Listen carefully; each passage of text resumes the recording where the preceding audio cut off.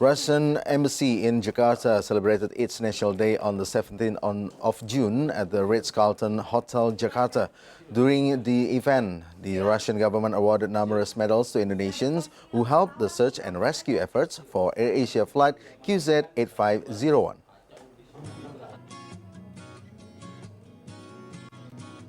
As the world's largest nation, bordering European and Asian countries, as well as the Pacific and Arctic Oceans, Russia is a silent giant whose presence might be a little too far removed to be felt by everyday Indonesians. Its cultural richness is another vast subject to cover. It is famous for the novelists such as Tolstoy and Dostoevsky, plus the Bolshoi and Mariinsky ballet companies. St. Petersburg, founded by legendary Russian leader Peter the Great, features Baroque Winter Palace, now housing part of the Hermitage Museum's art collection. Luckily enough, Jakarta got a glimpse of Russia's many wonders during Russia Day, or the Day of Adoption of State Sovereignty of the Russian Federation, which falls on June 12th. On June 17th, the Russian Embassy for Indonesia held a reception at Ritz-Carlton Hotel Kuningan, South Jakarta, to celebrate the national holiday that has been celebrated ever since 1992. However, the event did not only honor the spirit of Russian nationalism, it also celebrated the harmonious bilateral relationship between Indonesia and Russia, particularly in Indonesia and Russia military cooperation. The night especially highlighted the partnership between the two countries during the search of the ill-fated AirAsia flight QZ8501. Throughout the search efforts in January 2015, Russia's search and rescue team arrived with the BE-200 amphibious aircraft and the Tu-76, a heavy transport aircraft, as well as more than 70 rescuers. Russian SAR personnel were previously involved in the search of a Russian-made Sukhoi Superjet 100 that crashed into Mount Salak, Bogor, West Java in 2012.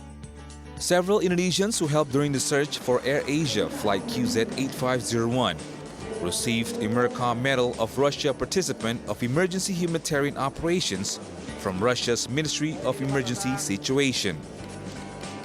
Hubungan sangat baik sejak 65 tahun yang lalu ya. Makin hari harus bertambah erat ya, tidak boleh longgar ya. Saling memberi begitu. Kita juga beli alat sista banyak dari sana. Indonesia and Russia has been great friends for decades ever since Indonesia's independence. In fact, Russia was one of the first states to recognize Indonesia's independence. Russia and Indonesia have respected each other's international obligation and sovereignty. Russia, just like Indonesia, respects the notion of non-interference in state sovereignty in the sphere of international relations, economy, and defense. Clear example of this growing partnership between our countries was exactly the joint participation in search and rescue operation after this tragic incident, after this crash of AirAsia. That is why Russian Ministry of Emergency Response and Russian government decided to decorate these Indonesian colleagues, and first of all Pak Bambang Sulistyo, the Chief of Basarnas, Pak Tatang Kurniadi, Chief of Agency of Air Transportation Safety, with medals of Russian Emergency Response Ministry. It is our appreciation, it's the sign of our appreciation of this brilliant professional activity of our colleagues. One of the highlights during the event was awarding of medals to members of Indonesian search and rescue team, which ended successfully. Terima kasih. Saya sebenarnya sangat bangga sekali ya dapat penghargaan ini, medali ini dari negara Rusia.